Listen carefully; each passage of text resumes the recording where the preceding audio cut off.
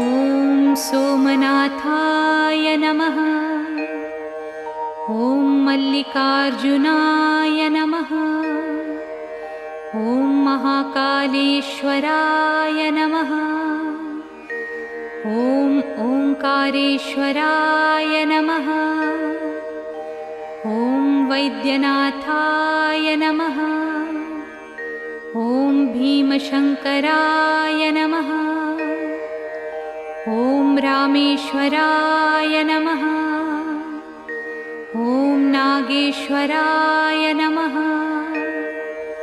ॐ विश्वेश्वराय नमः। ॐ त्र्यम्बकेश्वराय नमः।